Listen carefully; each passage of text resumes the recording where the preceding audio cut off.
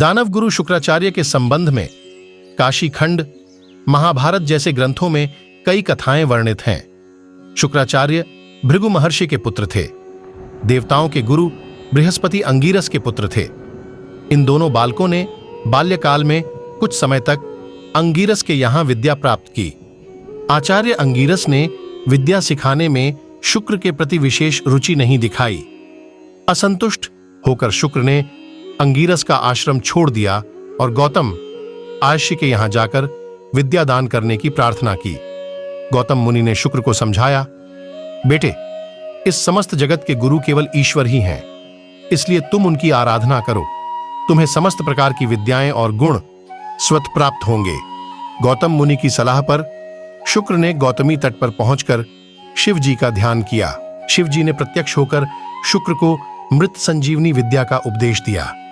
शुक्र ने मृत संजीवनी विद्या के बल पर समस्त मृत राक्षसों को जीवित करना आरंभ किया।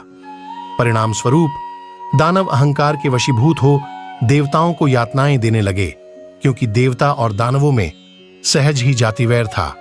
फलतः देवता और दानवों में निरंतर युद्ध होने लगे। मृत संजीवनी विद्या के कारण दानवों की संख्या बढ़ती ही गई। देवता असहाय हो गए। वे युद्ध में दानवों को पराजित नहीं कर पाए। देवता हताश हो गए। कोई उपाय न पाकर वे शिव जी की शरण में गए, क्योंकि शिव जी ने शुक्राचार्य को मृत संजीवनी विद्या प्रदान की थी। इसलिए देवताओं ने शिव जी से शिकायत की, महादेव, आपकी विद्या का दानव लोग दुरुपयोग कर रहे हैं। आप तो समदर्शी हैं।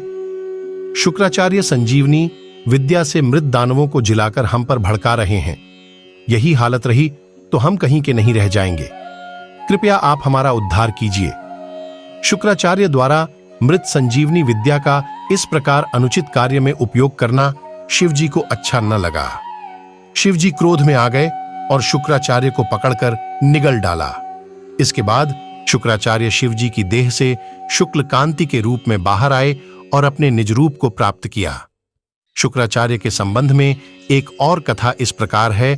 शुक्राचार्य ने किसी प्रकार छल कपट से एक बार कुबेर की सारी संपत्ति का अपहरण किया। कुबेर को जब इस बात का पता चला, तब उन्होंने शिव जी से शुक्राचार्य की करने की शिकायत की। शुक्राचार्य को जब विदित हुआ कि उनके विरुद्ध शिव जी तक शिकायत पहुंच गई, वे डर गए और शिव जी के क्रोध से बचने के लिए झाड़ियों में जा छिपे। आखिर वे इस तरह शिव जी की आंख बचाकर कितने दिन छिप सकते थे। एक बार शिव जी के सामने पड़ गए। शिव स्वभाव से ही रौद्र हैं। शुक्राचार्य को देखते ही शिव जी ने उनको पकड़कर निगल डाला। शिव जी की देह में शुक्राचार्य का दम घुटने लगा। शिव जी का क्रोध शांत नहीं हुआ। उन्होंने रोष में आकर अपने शरीर के सभी द्वार बंद किए। अंत में शुक्राचार्य मूत्र द्वार से बाहर निकल आए। इस कारण शुक्राचार्य पार्वती परमेश्वर के पुत्र समान हो गए। शुक्राचार्य को बाहर निकले देख शिव जी का क्रोधपूर्ण भड़क उठा। वे शुक्राचार्य की कुछ हानि करें। इस बीच पार्वती ने परमेश्वर से निवेदन किया, यह तो हमारे पुत्र समान हो गया है, इसलिए इस पर आप क्रोध मत कीजिए। यह तो दया का पात्र है। पार्वती की अभ्यर्थना पर शिव जी ने शुक्राचार्य को अधिक तेजस्वी बनाया। अब शुक्राचार्य भय से निरापद हो गए थे। उन्होंने प्रियव्रत की पुत्री ऊर्जस्वती के साथ विवाह किया। उनके 4 पुत्र हुए, चंड, अमर्क, त्वाष्ट्र और धरात्र। एक कथा शुक्राचार्य के संबंध में इस प्रकार है। एक बार वामन ने राजा बलि के पास जाकर 3 कदम रखने की पृथ्वी मांगी। यह समाचार शुक्राचार्य को मिला। उन्होंने राजा बलि को समझाया, राजन, सुनो, आपसे 3 कदम जमीन मांगने वाले व्यक्ति नहीं हैं, वे नर भी नहीं। भूल से भी सही उनको 1 कदम रखने की जमीन तक मत देना। नीति शास्त्र बताता है कि वारिजाक्ष विवाह, प्राण, मान तथा वित्त के संदर्भ में झूठ बोला जा सकता है, इसलिए मेरी सलाह मानकर याचक को जमीन का दान देने से अस्वीकार करो। शुक्राचार्य ने राजा बलि को इस तरह अनेक प्रकार से समझाया, परंतु राजा बलि अपने वचन के पक्के थे, साथ ही ज्ञानी भी। इसलिए उन्होंने दृढ़ स्वर में उत्तर दिया, यदि याचक नर न होकर नारायण ही हो तो और अधिक उत्तम। यदि उनके हाथों में मेरा कुछ अहित भी होता है तो वह मेरा भाग्य ही माना जाएगा। इसलिए ऐसे सुअवसर से मैं वंचित होना नहीं चाहता। मैं अपने वचन का पालन हर हालत में करना चाहूंगा।